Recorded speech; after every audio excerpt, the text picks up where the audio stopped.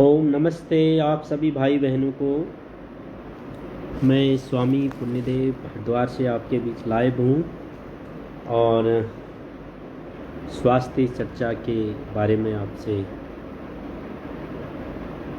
बातचीत करने के लिए आया हूँ, कुछ वार्तालाप करने के लिए आया हूँ और आशा करता हूँ आप सब कुशल पूर्वक होंगे, स्वस्थ होंगे। आइए आप सब जुड़ जाइए और कुछ बातें करते हैं। पहला सुख निरोगी काया, ऐसा हमारी वैदिक सनातन संस्कृति में कहा जाता है, क्योंकि जब तक व्यक्ति स्वस्थ ना हो, शारीरिक रूप से और फिर मानसिक रूप से स्वस्थ ना हो, तो तब तक वह ना संसार की उड़ान भर सकता है, ना अध्यात्म की उड़ान भर सकता है। इसलिए अच्छे स्वास्थ्य की जो परिकल्पना है, जो कल्पना है, जो विचार है, हमारे ऋषियों ने अनादिकाल से दिया है और स्वस्थ रहने के लिए कहा है सबसे पहले। और स्वस्थ व्यक्ति तभी रहेगा जब युक्त आहार विहारस्य युक्त चेष्टस्य कर्मसु। स्वस्थ कैसे रहेगा? जब हमारा खान पान ठीक होगा। तो भोजन से यात्रा शुरू होती है। वैसे तो कुछ जेनेटिक बीमारियां भी होती हैं, लेकिन अगर ऐसा मान लें कि जो आनुवंशिक जो कमियों के कारण हमें कोई व्याधि नहीं हो रही है, और वैसे अधिकतर ऐसा होता है कि आनुवंशिक तो काफ़ी कम ऐसी बीमारियां होती हैं और कम लोगों को कम बीमारियां आती हैं आनुवंशिक रूप में, लेकिन अधिकतर जो बीमारियां हैं, जितने भी व्याधियां हैं, जितने रोग हैं, वो हमारे गलत भोजन के कारण शुरू होते हैं। और उसमें भी आज जो है सबसे बड़ा कोरोना एक ऐसा पूरी महामारी के रूप में पूरे भारत में नहीं पूरे विश्व में फैल रहा है। तो सबको अपने स्वास्थ्य के प्रति बहुत ज़्यादा सचेत रहने की ज़रूरत है। तो जिन्होंने पहले भोजन संतुलित भोजन किया है, अच्छे खुराक ली है, तो उनका तो आपको पता ही है वो बीमार ही नहीं होंगे। और जिनका आहार शुद्ध है, सात्विक है और साथ ही साथ जो है संतुलित भोजन है और शाकाहारी भोजन है, तो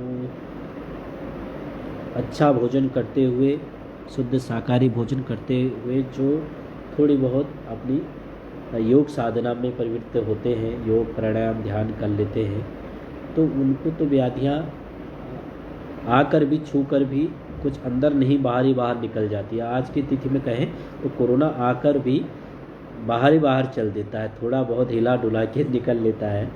और जिनका स्वास्थ्य पहले से ही खराब है, जिनको अलग प्रकार की जैसे मुख्य रूप से जो है शुगर की दिक्कत है और लीवर संबंधी दिक्कत है, हार्ट संबंधी विकार जिसको है पहले से, उनके लिए इस महामारी के दौर में भी थोड़ी बहुत ज़्यादा जागरूक रहने की ज़रूरत है। उनको अपने स्वास्थ्य के प्रति अधिक सचेत रहने की ज़रूरत है। वे विशेषकर ध्यान दें जिनको हृदय रोगी है या फिर शुगर के पेशेंट हैं या लीवर संबंधी विकार, ऐसी बीमारियां, जब जिनको पहले से ही दमा है, अस्थमा है, ऐसे रोगी भी ज़्यादा सचेत रहे इस बीमारी के महादौर में। तो सबसे इसका अच्छा साधन है रोज़ 1 घंटा कम से कम प्राणायाम करें, जैसे अनुलोम विलोम प्राणायाम। हाँ, गौमूत्र बहुत, अमित सोलंकी जी, गौमूत्र क्योंकि आपके भी पूर्वज पिया करते थे, आपने 1-2 पीढ़ी, चाहे वर्तमान में आपको शर्म आने लगी होगी गौमूत्र से भी, आज से 1-2 पीढ़ी पीछे जाएंगे तो शायद आपके दादा परदादा भी, पंडित जी भी अर्घ दिया करते थे गौमूत्र का। तो वो अलग विषय है कि रक्त में जो है दूषण हो गया, जो महर्षि जो चाणक्य ने कहा है वो, और गीता में भी कहा है, क्या कहा है भगवान श्री कृष्ण ने, अधर्मा भी भवात कृष्ण प्रदूष्यंत कुल स्त्रिय स्त्रीषु दुष्टा सुवासनेय जायते वर्ण संकरा, यही भगवान गीता में भी कह रहे हैं और आचार्य चाणक्य ने भी कहा है। आपको गौमूत्र से आज थोड़ा वो हो गया, क्योंकि आप आधुनिकता और अश्लीलता के आगोश में आकर और पाश्चात्य संस्कृति को धारण करके या कुछ राजनीतिक हितों के कारण, राजनीतिक स्वार्थों के कारण आपको गौमूत्र से भी घृणा आने लगी है। तो वो स्वाभाविक नहीं है, वो बहुत बड़ा चिंतन नहीं है। उससे कोई दुखी होने की ज़रूरत नहीं है, वो स्वभावतः रहेगा। तो जैसे वो हास्य कर रहे हैं, कोई अमित सोलंकी हैं, जो भी है ये भाई अपने विचार लिखते रहते हैं, लेकिन ठीक है। लेकिन गौमूत्र पंचगव्य का भी आप साधन इसमें ले सकते हैं, क्योंकि मोटापा में बहुत ज़्यादा आपको इसमें गौमूत्र, जिनको मतलब वेट ज़्यादा गेन कर लिया उनके लिए गौमूत्र बहुत ज़्यादा है, और कब्ज एसिडिटी के लिए भी गौमूत्र आपको बहुत ज़्यादा असर करता है। और साथ ही साथ आपको पता ही है, पतंजलि रिसर्च इंस्टीट्यूट ने गाय के मूत्र में जो है स्वर्ण आयन निकाले हैं। तो ये मैं आप लोगों को, अभी आप सभी जुड़े हैं, बताना चाहूँगा, पतंजलि रिसर्च इंस्टीट्यूट ने गाय के गोमूत्र अर्क से क्या निकाले हैं? स्वर्ण, सोना समझते हो ना, सोने के आयंस, उसमें जिन्होंने केमिस्ट्री पढ़ी है वो इसको समझ सकते हैं। तो स्वर्ण आयन तो सोना की भी मात्रा, कैल्शियम और आयरन, अलग अलग मात्राएं जो है गौमूत्र में पर्याप्त मात्रा में रहती है, इसलिए गौमूत्र को औषधि रूप में आयुर्वेद में लिया गया है। वैदिक सनातन संस्कृति में चाहे आप चरक संहिता पढ़ें, सुश्रुत संहिता पढ़ें, या फिर आयुर्वेद शास्त्रों का अध्ययन करें, हमारे ऋषि मुनियों, हमारे पूर्वजों के द्वारा जो शास्त्र लिखे गए हैं तो उनका भी अध्ययन करते हैं, तो गाय को बहुत ज़्यादा सम्मान दिया गया है आयुर्वेद के रूप में। क्योंकि पहले तो एलोपैथी चिकित्सा पद्धति थी ही नहीं, आयुर्वेद ही आयुर्वेद था। तो जो पंचगव्य है, गाय का दूध जो है, गाय गोमूत्र जो है, गाय का गोबर जो है, गाय मतलब माँ कहा गया ना, गावा विश्व से मात्रा, कि गाय विश्व की माँ है, बोला है वेदों में, है ना। गाओ अगन्य, गाय को मारने योग्य नहीं है, गाय ये ऐसा पशु है इसलिए उसको माँ की संज्ञा दी गई है शास्त्रों में। तो खैर ये विषय अलग आ गया था, कोई एक कलयुगी भाई जुड़ गया था अभी, उसको मतलब जाति में तो हो सकता है कोई मुसलमान भाई भी ऐसे आज भ्रमित हो चुके हैं, और हो सकता है कुछ लोग तो मुसलमान भाई हिंदुओं की आईडी बनाए फिरते हैं, तो हो सकता है ऐसे भी है। तो ये बाजार है, इसमें सब कोई लोग जुड़ते हैं। खैर कोई भी बात नहीं। बात है कोरोना अभी सबसे ज़्यादा रास्ते में खड़ा है, कोरोना महामारी का दौर चल रहा है। तो एक तो जो बुजुर्ग लोग हैं उनको बहुत ज़्यादा सचेत रहने की ज़रूरत है, और उनको ज़्यादा रक्षण की ज़रूरत। शरीर जिनका स्वस्थ है, खिलते कूदते युवा है, उनको कोरोना आके भी कुछ कर नहीं पाएगा। जिनका रेस्पिरेटरी सिस्टम मजबूत है, खान पान ठीक है, उनको तो कुछ करेगा ही नहीं। जिनका रोज़ योग प्राणायाम साधना का जिनको स्वभाव है, जो कम से कम योग, अनुलोम विलोम, प्राणायाम, आसन वगैरह कर लेते हैं, कम से कम 1 घंटा योग प्राणायाम करते हैं, तो उनको आप देखेंगे कोरोना लगता नहीं है। तो और व्याधियाँ नहीं है, उनको तो पकड़ेगा ही नहीं कोरोना। आएगा लेकिन क्या है, थोड़ा बहुत हिला डुला के चल देगा। लेकिन जिनको बड़ी बीमारियां हैं पहले से ही और रेस्पिरेटरी सिस्टम मजबूत नहीं है, तो उनको विशेष सचेत रहने की, क्योंकि कोरोना वायरस अगर आक्रमण करेगा तो पूरे फेफड़ों को ले डूबेगा। तो ये इसका सबसे बड़ा एक साधन है, आप योग प्राणायाम करना ना भूलें। सुबह भस्त्रिका प्राणायाम, कपालभाति प्राणायाम, अनुलोम विलोम प्राणायाम, भ्रामरी प्राणायाम, थोड़ा कुछ आसन और थोड़ा बहुत जॉगिंग, सूर्य नमस्कार वगैरह करने का अभ्यास बनाएंगे।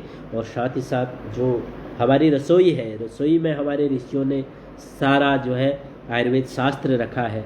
वहाँ दालचीनी है, वहाँ पर लौंग है, काली मिर्च है, हल्दी है, मेथी है, सौंठ है, ये जितने भी अवयव है, अदरक है, ये तुलसी है, ये सारे जो है ना, ये हमारे रेस्पिरेटरी सिस्टम को मजबूत करने वाले हैं।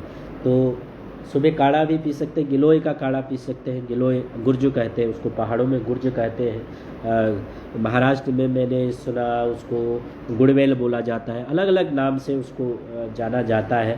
तो पूरे भारत में, और पूरे भारत में जो है गिलोय आपको मिल जाएगी। तो पतंजलि पूज्य हमारे स्वामी जी महाराज जी ने आज आधुनिक युग में, आज से 5 साल 10 साल पहले तो मजाक बनाते थे, ये बाबा जी क्या कहते हैं, गिलोय से ये ठीक होगा, ये ठीक होगा। आज तो जो एम्स के डॉक्टर भी आपने कुछ दिन पहले ही देखा होगा, योग करा रहे हैं, पूरा योग की ट्रेनिंग दी जा रही है। काढ़ा पीने के लिए गए रहे प्रधानमंत्री जी। तो पूरे भारत में पतंजलि का ही योगदान है, पतंजलि योगपीठ के सन्यासियों का ही योगदान है। आयुर्वेद एक चिकित्सा पद्धति के रूप में आज पूरा फल फूल रहा है। और हजारों लोग उसके द्वारा लाभ उठा रहे हैं, लाखों लोग लाभ उठा रहे हैं। और आयुर्वेद का एक जन्म पुनः वैदिक काल के बाद अभी वर्तमान में ऐसा माहौल बना है। और उससे भी बड़ी बात, कोरोना की पहली दवा पतंजलि ने बना दी। तो आप सोच सकते हैं जो पूरे विश्व को लीड करने वाली संस्थाएं हैं, चाहे WHO, WTO, चाहे फिर विश्व न्याय व्यवस्था हो, उसका लीड जो है पूरा यूरोप करता है। लेकिन एक अचंभे करने वाली चीज़ है, कोरोना की पहली दवा पतंजलि योगपीठ ने बना दी, वो भारत में बन गई, वो भी आयुर्वेद में। तो अधिकतर लोगों के मतलब दर्द ये हो रहा है कि आयुर्वेद में ऐसा कैसे हो सकता है। मतलब क्योंकि ये जो गुलामी होती है ना, मानसिक गुलामी, वो दौर जब चलता है तो आयुर्वेद में गुलामी कहें या फिर नए आविष्कारों को जन्म नहीं देने की जो परंपरा यहाँ पर फैल गई थी कि आयुर्वेद तो बस कुटम कुटाई थी, और जो भी है दवाई तो एलोपैथी होता है, क्रोसिन ही होता है, पैरासीटामोल ही होता है, ये हमने शायद स्वीकार कर लिया था। लेकिन इसके बीच एक जहाँ पूरे कोरोना के वैक्सीन तक काम नहीं कर रही है, और पूरे WHO ने हमारे कोरोनिल को जो पतंजलि रिसर्च इंस्टीट्यूट के साइंटिस्टों द्वारा तैयार किया है, तो आयुर्वेद की पहली जो दवा का जो किताब पतंजलि को मिला है। और आप लोग के बच्चों के लिए भी ये अनंत काल तक एक जीके का प्रश्न रहेगा कि पहले विश्व की आयुर्वेद की दवा या कोई भी दवा मान्यता किसको मिली। तो उसमें गर्व से पूरे विश्व का इतिहास में होगा, जीके में होगा कि कोरोनिल एक टैबलेट है जिसको पूरे विश्व में सबसे पहले आयुर्वेदिक दवा की मान्यता मिली है और कोरोना की दवा का खिताब मिला है। तो ये भारत एक भारतीय होने के नाम से, एक भारतीय होने के तरीके से हमें स्वयं गौरवान्वित होता है, चाहे आप पतंजलि के संस्थान से जुड़े हैं या नहीं जुड़े हैं, या हमारे प्रति प्रीति रखते हैं या नहीं रखते, वो अलग विषय है। लेकिन एक बात का गौरव आप सभी को होगा कि विश्व की पहली आयुर्वेद की दवा पतंजलि ने बनाई है। तो ये अपने आप में गौरव करने की बात है। इसमें जाति, पंथ, मजहब तो देखने की विषय नहीं है। ये ज़रूरी नहीं है आप मेरे विचारों से पूर्ण रूप से सहमत हो जाए, लेकिन हो गए तो अच्छी बात है, नहीं भी है तो इस बात का तो आपको गौरव होता ही है कि होना ही चाहिए। अगर आपका दिमाग भारत में है, भारतीयता में है, यहाँ की भाषा, भेषज, सनातन संस्कृति के प्रति अगर आप प्रीति रखते हैं, तो इस बात को कहते हुए हमें भी गौरव होना चाहिए और आपको भी गौरव होना चाहिए कि कोरोना की पहली जो आयुर्वेदिक औषधि बनाई है वो पतंजलि योगपीठ ने बनाई है, और वो है कोरोनिल किट। और पूरे विश्व में आप सोच सकते हैं कि कोरोना की दवा बनाना, अभी पूरे विश्व में वैक्सीन भी बनाई है तो वो भी ठीक ठाक काम नहीं कर रही है। जिनको वैक्सीन लगा दी उनको भी कोरोना हो जा रहा है। वैक्सीन तो एक्चुअली जिनको कोरोना अभी नहीं हुआ है उनको लगाने के लिए, क्योंकि होने को वो ठीक नहीं करता है। वैक्सीन अलग है, वैक्सीन का अलग महत्व है और दवाओं का अलग महत्व होता है। वैक्सीन है, वैक्सीन इसलिए लगाया जाता है कि आपके जो है रोग प्रतिरोधक क्षमता पर्याप्त रहे, आपका शरीर, ह्यूमन सिस्टम मजबूत रहे, तो इसलिए वैक्सीन लगाई जाती है। लेकिन अगर किसी को कोरोना पहले से है, उसको वैक्सीन लगाएंगे तो वो कोरोना जो है वो ठीक नहीं होगा, लेकिन वो कोरोनिल से ठीक होगा। ये समझने की चीज़ है। वैक्सीन इसलिए लगाई जाती है कि इसका शरीर मजबूत रहे, इसके फेफड़े मजबूत रहे, इसलिए कोरोना जो वैक्सीन लगाए। लेकिन वो भी ठीक ठाक हो नहीं रहा है। आपने देखा ही कई केस आ गए, 2 राउंड की जो है इंजेक्शन लगने के बाद भी पुनः कोरोना हो जा रहा है। इसलिए क्योंकि जिसका शरीर का रेस्पिरेटरी सिस्टम मजबूत नहीं होगा उसको भगवान भी नहीं बचा पाएगा, है ना। इसलिए भगवान भी ताकतवर लोगों के साथ रहता है, जो शारीरिक और मानसिक रूप से ताकतवर है, तो उन्हीं के साथ भी भगवान। कमज़ोर लोग तो कहीं पर पूज्य हो ही नहीं सकते। इसलिए हम कमज़ोर ना बने, शारीरिक रूप से भी बलिष्ठ बने, हमारा शारीरिक सौष्ठव जो है बहुत मजबूत बने और हमारा मानसिक सौष्ठव भी मजबूत बने। हम मानसिक रूप से भी बहुत मजबूत बन जाएं और शारीरिक रूप से भी बहुत ज़्यादा मजबूती को धारण करें। इसीलिए गीता में भी कहा है ना, युक्त आहार विहारस्य युक्त चेष्टस्य कर्मसु युक्त स्वप्नस्य बोधस्य योग भवति दुख। भगवान गीता में भी ऐसी वर्णन कर रहे हैं। तो काफ़ी लोग इसमें लिख भी रहे हैं कि हमने कोरोनिल, अच्छा ये केवल ये मत भूल मत कीजिएगा कि कोरोनिल जो पतंजलि की दवा है वो कोरोना के लिए है। कोरोना के लिए तो है ही, जिसका रेस्पिरेटरी सिस्टम कमज़ोर हो रहा है, जिसको कब गला में खराश है, जिसकी नाक बंद हो गई है या नाक से पानी बह रहा है, उसके सबके लिए काम करेगा ये।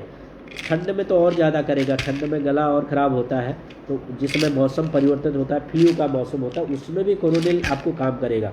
बस एक ही दिक्कत है, आप कहेंगे क्या दिक्कत है, ये आसानी से मिल नहीं रही है, इतना बस दिक्कत है। क्योंकि उतना उत्पादन जितनी उसकी मांग है हम कर नहीं पा सकते और लोगों तक वो सहायता पहुंच नहीं पा रही है। इसलिए आपके आसपास में अगर अवेलेबल है, कोशिश कीजिए कि कम से कम एक एक दो दो डिब्बे अपने पास ज़रूर रखें। और इसके साथ साथ दूसरी बात, कोरोनिल तो आपको लेना ही, गिलोय गुर्ज जो है, तो गुर्ज भी उतना ही बहुत ज़्यादा महत्वपूर्ण है, बुखार के लिए भी, सर्दी जुकाम के लिए भी गुर्ज का भी सेवन करना चाहिए। गुर्ज गिलोय जो मैंने कहा, उसकी गिलोय की गोली भी आती है और दवाई भी आती है। तो ये दोनों चीज़ों का कॉम्बिनेशन करके आप करें। और दूध में रात को सोते समय हो सके तो 1 चम्मच जो है हल्दी ज़रूर डालिए। कच्ची हल्दी हो जाए तो अच्छी है। कच्ची को हल्दी को जो है ना अंगारों में पका के आप कच्ची हल्दी डाल सकते हैं, दूध के साथ ले सकते हैं, नहीं तो फिर पाउडर आप प्रयोग कर सकते हैं। ठीक है। साथ ही साथ योग प्राणायाम करना तो भूलना नहीं है, चाहे आप शहर में हैं या गांव में हैं। एक तो अच्छी बात, जैसे कोरोना के लिए सब दिक्कत में है, कोरोना हो रही है। मुझे एक बात कोरोना की अच्छी ये लगी, तो सबको अभ्यास किया, कोरोना सिखा रहा है कि योग करो, प्राणायाम करो। तो आज करोड़ों लोग ऐसे हैं जो पहले योग प्राणायाम को मजाक में लेते थे, अरे ये कोई योग थोड़ा है, ये आसन करना ये कोई है, ये तो फालतू का काम है, हमारे शरीर में तो जान है, हम योग क्यों करें, प्राणायाम क्यों करें, आसन क्यों करें, ध्यान क्यों करें। लेकिन आज ये काढ़ा क्यों भी है, जैसे काढ़ा पिला दे तो काढ़ा आड़ा की बात नहीं करते थे। तो आज जो WHO की गाइडलाइन और भारत के स्वास्थ्य मंत्रालय की भी गाइडलाइन यही है, तो इसकी कोई दवा नहीं है भैया, काढ़ा पीजिए, आयुर्वेद की शरण में आइए, प्रकृति से इलाज कीजिए। प्रकृति को प्रकुपित करने के कारण प्रकृति को हमने यह बीमारी को जन्म दिया है, तो प्रकृति ही इसका इलाज है। और वो प्रकृति कैसे इलाज करेगी, वो आयुर्वेद से करेगी। वो आयुर्वेद कहाँ से करेगा, वो भारत करेगा। वो भारत कहाँ जन्मेगा, वो भारत के ऋषि मुनियों के संगति में आकर उसको आप पाएंगे। वो ऋषि मुनियों ने कहाँ पाया, वो वेदों से पाया। वेदों अखिलो धर्म मूलम जो कहा गया है ना शास्त्र में, सारे धर्मों के मूल में, सारी संस्कृति के मूल में जो है वो वेद भगवान है, वेद माता है। ये वर्णन आके वैदिक सनातन संस्कृति पर आकर ही जो है वो गाड़ी रुक जाती है ना।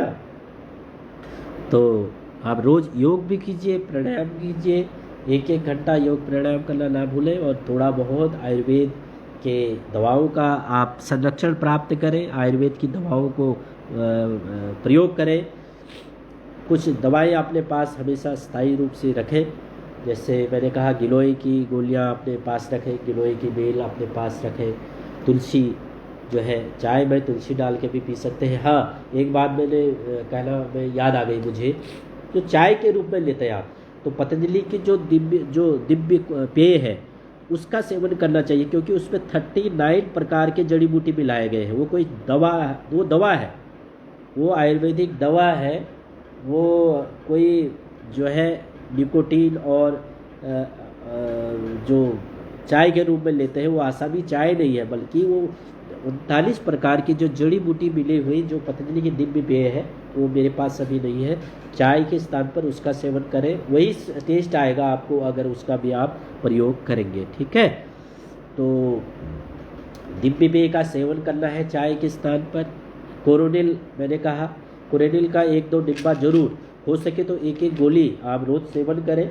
अगर रोज़ आपको लगता है ठीक है मुझे ज़रूरत नहीं है, तो कम से कम आपातकाल के लिए, क्योंकि मिल नहीं रही है बाज़ार में, इतना अवेलेबल है नहीं, बहुत कठिन मेहनत करनी पड़ेगी आज की तिथि में आप अगर इस दवा को पाना चाहते हैं। तो ये कोरोनिल अपने पास आपातकाल के लिए ज़रूर रखें, चाहे अपनी मदद करनी हो, अपने परिवार में किसी सगे संबंधी को अगर आपको मदद करने की ज़रूरत पड़ी तो ये दवा को आपको रखना ही है।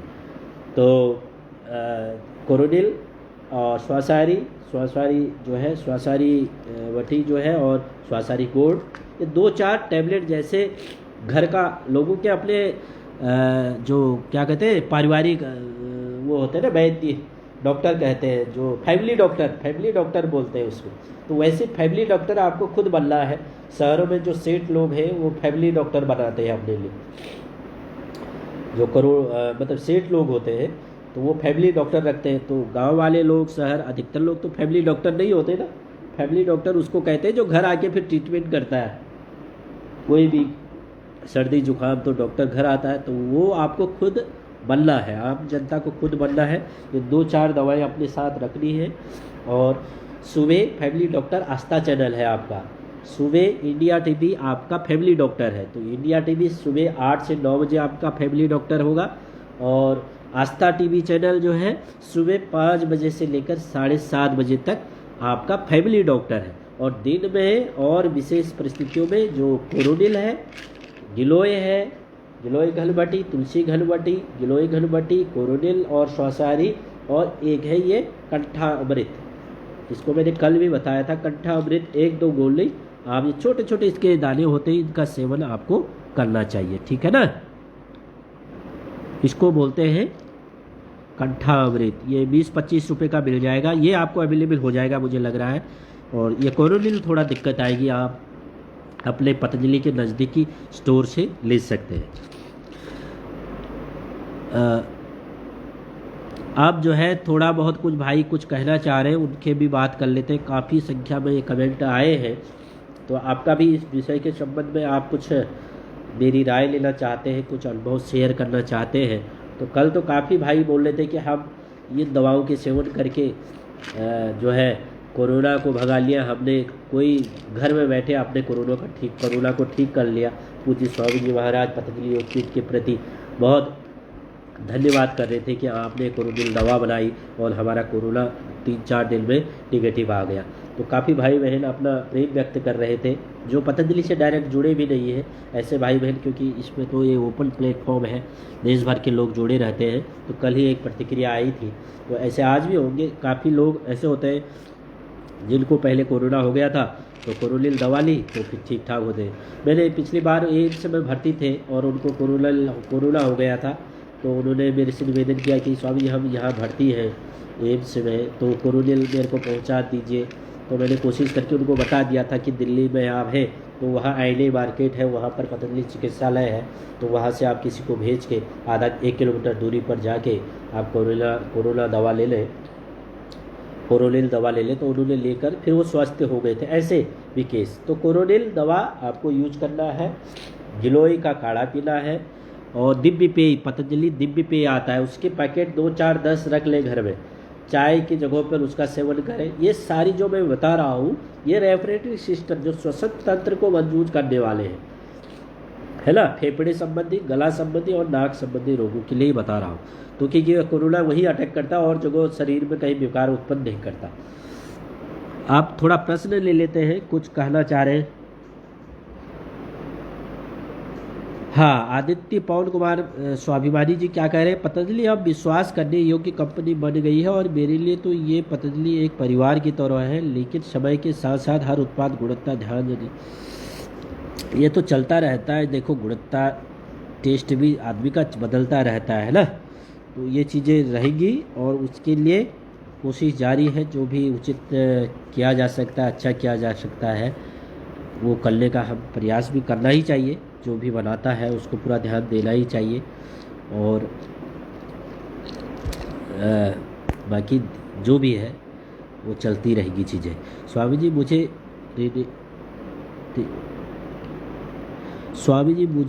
रेटिनल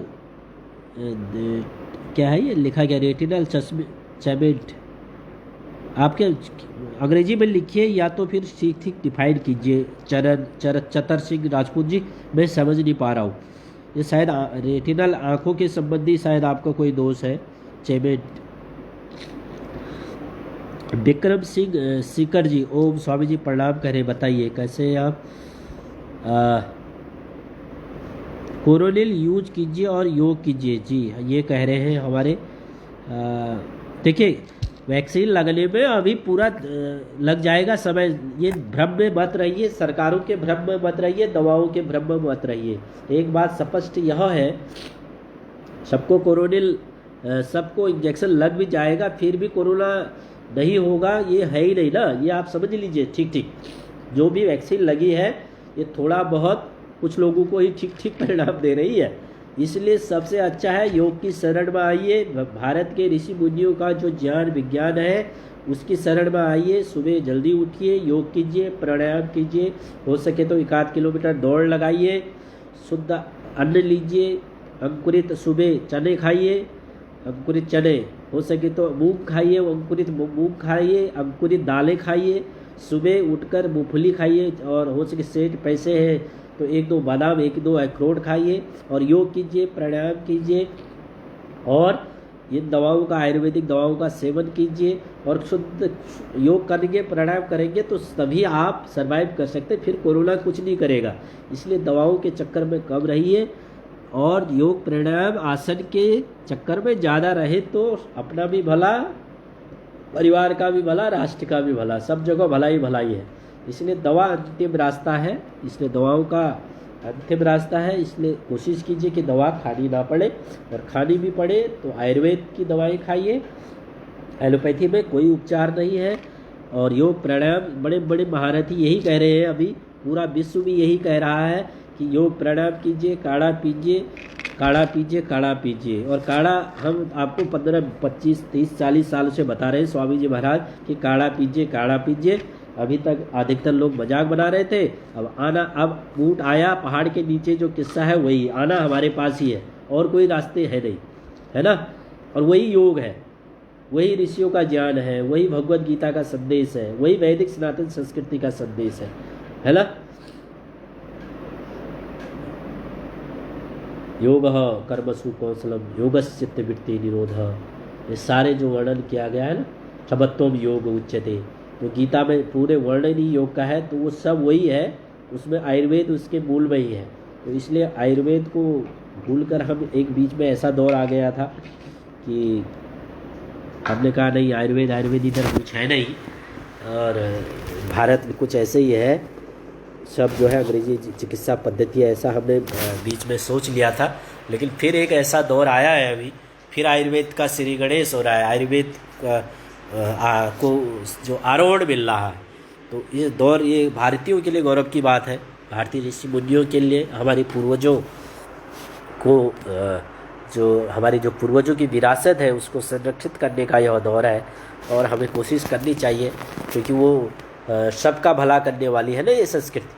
वही आयुर्वेद जो है, ये एलोपैथी दवा तो है नहीं, एक बीमारी करके एक दवा खा के एक बीमारी के लिए खाओगे दूसरी बीमारी शुरू हो जाए, ऐसा तो यहाँ पर है नहीं। तो आयुर्वेद तो सबके लिए है, आयुर्वेद जो चिकित्सा पद्धति है तो वो तो है कभी बीमारी ना हो, वो चिकित्सा पद्धति, वो हमारा जो डेली रूटीन है, लाइफ रूटीन है, उसको सही करने का, उसको सही तरीके से चलाने का एक नज़रिया है आयुर्वेद शास्त्र, योग शास्त्र जिसको कहते हैं।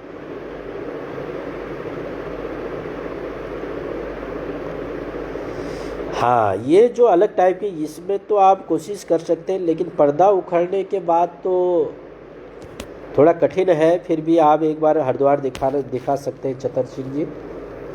पर्दा उखड़ने के बाद थोड़ा संभावना है, क्योंकि ये जो है ना सर्जिकल जो चीज़ें आ जाती हैं, जो चिकित्सकीय जो है सर्जरी का पार्ट हो जाता है, तो इसमें थोड़ा रास्ते तो कठिन है ही। फिर भी आप अगर चाहें अपनी संतुष्टि के लिए एक बार हरिद्वार दिखा सकते हैं। स्वामी जी, मेरे पूरे परिवार के लोग बीमार हो गए हैं, इन्फेक्टेड, लेकिन हमने अपनी पतंजलि की काढ़े बनाकर पिया और गिलोय घनबटी का सेवन किया, पूरे परिवार स्वस्थ हो चुका है। बहुत बधाई हो। आप संजय शर्मा जी, इन्होंने लिखा तो नहीं है कहाँ से बात कर रहे हैं, लेकिन ये लिख रहे हैं कि हमारा पूरा परिवार जो है बीमार हो गया था। तो अब बीमार जब परिवार हो जाएगा तो लगेगा यार कहीं कोरोना तो नहीं हो गया। आजकल तो हालात ये है कि कोई खांस भी दे तो आदमी कहता है इसको कोरोना है। बसों में हालात यही है, बस में अगर किसी को छींक आ गई तो आदमी संशयी आंखों से देखने लग जाता है कि इसको कोरोना है, कोरोना का मरीज है ये। कोई खांस दे तो ये ऐसी स्थिति बन जाती है। जैसे आप ये संजय शर्मा जी लिख रहे हैं कि पूरा परिवार को हो गया था, तो मैंने पतंजलि की जो है दवाई प्रयोग की, और साथ ही साथ जो है पूरे परिवार के बीमार हो गए, उनको फिर काढ़ा वगैरह सेवन कराया तो पूरा परिवार ठीक हो गया। तो इसलिए कोशिश करें अपने आत्मबल को मजबूत करने का, अपने शरीर बल को मजबूत करने का, तो कोरोना क्या कुछ करेगा नहीं। तो फिर उसके ऊपर भी है आत्मविश्वास की भी एक बहुत बड़ी भूमिका रहती है, जीने की इच्छा जहाँ जिसको कहते हैं ना। अगर आत्मविश्वास ज़्यादा है तो वहाँ पे भी फिर शरीर हार भी जाए तो मनोबल नहीं हारता आदमी। आँखों में खुजली बहुत होती है, इसके लिए आप जो दिव्य आई ड्रॉप है ना वो बहुत अच्छा असर करेगी, आप उसको करिए। और सुबह उठकर जो है ना आँखों में पानी मारिए और त्रिफला के पानी से भी आँखों में आप कुंजन की आँखों धोइए। और जल नीति करनी चाहिए आपको। RS आर्या जी कह रहे हैं खुजली हो रही है आँखों में, तो जल नीति आपके लिए बहुत श्रेष्ठ है। पानी में, शुद्ध पानी में आँखें खोलिए और त्रिफला के पानी में आँखें खोलिए आप। विशेषकर त्रिफला होता है ना, त्रिफला आंवला जो है बेड़ा, उसके आँखों में खोलेंगे तो उससे भी आपको बहुत मदद मिलेगी। संजय शर्मा जी शाजापुर से, अच्छा बहुत बढ़िया। इन्होंने अभी लिखा था ना पूरा परिवार ठीक हो गया। तो अलग अलग अपनी अभिव्यक्ति दे रहे हैं भाई बहन, तो अपने अपना जो है अनुभव बता रहे हैं। हमारे विजय रावत जी क्या करें, स्वामी जी आगे इसकी गुणवत्ता पर जाइए, ये जानते हैं कि कितनी बनाई है। पहली कोरोनिल किट कोटि नमन बधाई हो जी। ठीक है केसर भाई महंता, कोरोनिल यूज किया है, अच्छा बहुत बढ़िया है। थायराइड के लिए तो थायराइड ही लिखा है। थायराइड के लिए वो आपको ऊंचाई प्राणायाम करना है। थायरोग्रिड आ गया पतंजलि की दवा, उसको आप सेवन कर सकते हैं। 2 दवाई आई हैं अभी इसी महीने लॉन्च हुई है, तो आप हो सके तो हमारा जो ऐप है, ऐप चिकित्सालय में चले जाएंगे आप, पतंजलि चिकित्सालय या आरोग्य केंद्र, मेगा स्टोर या ग्रामीण आरोग्य केंद्र में कहीं पे भी आपको थायरोग्रिड, इसकी नई दवा लॉन्च हुई है थायराइड के लिए, तो उसको आप सेवन करिएगा। और साथ ही साथ थोड़ा नमक वगैरह का देख लीजिए, खान पान उसमें नमक मिर्च मसाला ठीक करना पड़ेगा भोजन में। और ऊंचाई प्राणायाम करना पड़ेगा, अनुलोम विलोम, भ्रामरी प्राणायाम, बाह्य प्राणायाम, ये सारे प्राणायाम करने पड़ेंगे। और थायरोग्रिड जो औषधि पतंजलि ने बनाई है, 2 औषधियाँ हैं, एक मुझे अभी स्मरण नहीं आ रहा है, एक तो थायरोग्रिड, ये नई दवा है थायराइड के लिए, इसको सेवन करना चाहिए। ये प्रश्न दीपक जी हैं कोई, उन्होंने बात की है। अच्छा, और मीरा दत्ता, ओम जी बहुत वीकनेस रहती है, वीकनेस के लिए शरीर में कमजोरी है, उसके लिए मैं कमजोरी का कारण देखो कई कारण हो सकते हैं। ये रहती है लिकोरियो प्रॉब्लम है, लिकोरिया, देखो लिकोरिया, हाँ लिकोरिया के लिए आपको माता जी जो मुझे लगता है, लिकोरिया के लिए एक तो आपको बाह्य प्राणायाम करना चाहिए, आपको लिकोरिया के लिए जो है फिर जो है तितली आसन करना चाहिए।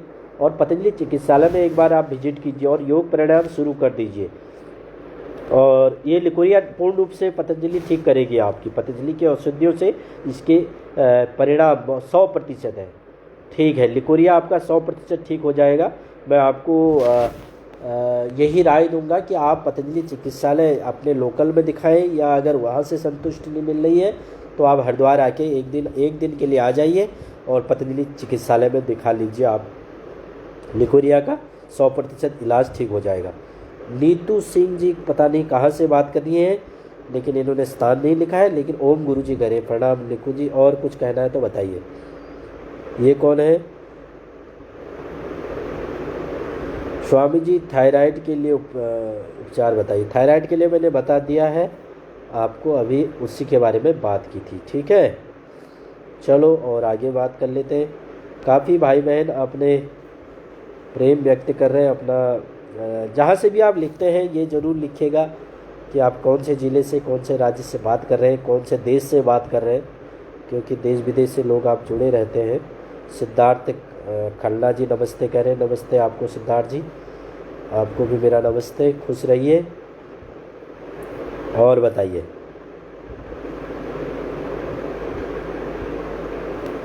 निगेटिव न्यूज़, ये कौन है भाई? दीपक जी के निगेटिव न्यूज़, तो ये देखो 2 चीज़ें हैं, निगेटिव फैलाया जाए या पॉजिटिव फैलाया जाए। अब इसको ऐसे समझे, ये भाई ने लिखा है, इसको पढ़ लेता हूँ मैं दोबारा। अभी जो ये कहाँ से लिख रहे हैं ये तो मुझे नहीं लिखा है, लेकिन ये बोल रहे हैं अभी जो समाज में निगेटिव न्यूज़ फैल रहा है। अब किस संदर्भ में आप निगेटिव बात कर रहे हैं? निगेटिव तो हमेशा ही रहेगा, वो पॉजिटिव भी रहेगा, निगेटिव भी रहेगा, अंधकार भी रहेगा, प्रकाश भी रहेगा। इसलिए ये धर्म युद्ध इसी को कहा गया है गीता में। वो चिरकाल तक रहता है, वो सदैव रहता है, ठीक है ना। हमेशा वो चीज़ें रहती हैं, तो चिरकाल तक रहने वाली स्थितियां हैं। निगेटिविटी भी रहती है, पॉजिटिविटी भी रहती है, जिसके साथ एक तरफ राक्षस कहते हैं ना, राक्षसी प्रवृत्ति रहती है, उसी को राक्षस कहा हो। राक्षस जो पिक्चरों में, नाटकों में दिखाते हैं ऐसे ऐसे, वो नहीं होता। राक्षस वो मनुष्य है।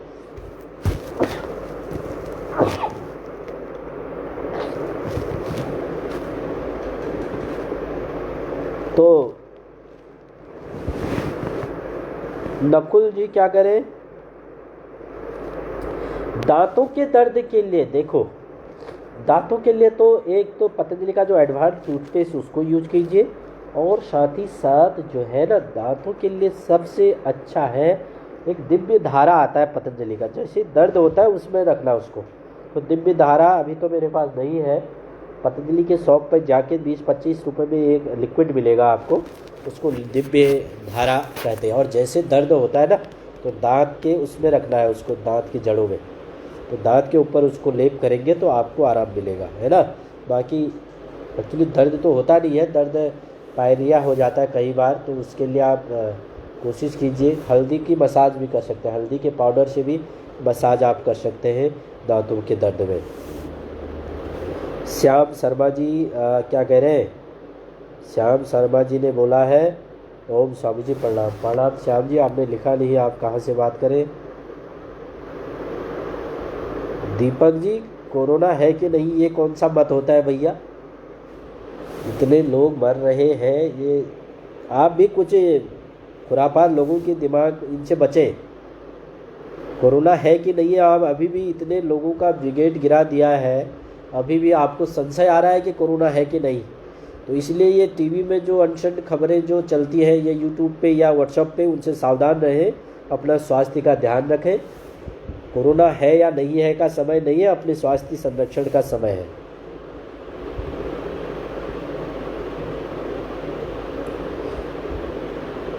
बिलासपुर से क्या कह रहे हैं, स्वासारी गोल्ड के बारे में ये है, स्वासारी गोल्ड ये खाली पेड़ लेना है श्रीमान जी।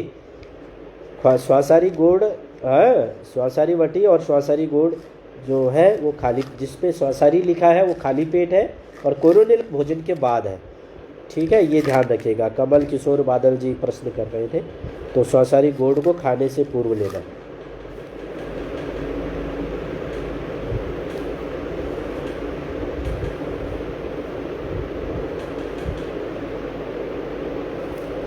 तो आप सब खुश रहिए, स्वस्थ रहिए। आप लोगों की मैं प्रतिक्रियाएं जितना मेरे मन का था, जितने भाइयों ने प्रश्न पूछे, मैंने कोशिश किया आपसे लोगों से बात करूं।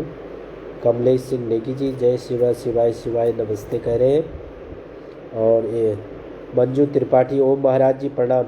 आप जहाँ से भी लिखते हैं आप अपना परिचय ज़रूर दीजिएगा, जिससे कि मुझे पता चल सके कि आप कहाँ से बात कर रहे हैं। और सोनितपुर से, हाँ बताइए क्या कहना चाह रहे हैं। युवा भारत करसोग से, हिमाचल प्रदेश से कुछ कहना चाह रहे हैं, बोलिए। प्रदीप कुमार जी ने क्या लिख दिया,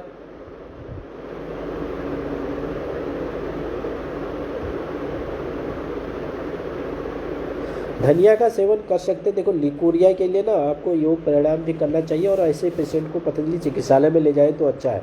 लिकोरिया जो है पतंजलि की दवाओं से पूर्ण रूप से स्वस्थ है। जैसे मैंने कहा किडनी में स्टोन हो गई, तो किडनी का स्टोन जो है पतंजलि की दवाओं से 99% ठीक हो जाएगा। लेकिन वही जो है पित्ताशय के अंदर हो गया तो फिर कठिन हो जाता है थोड़ा।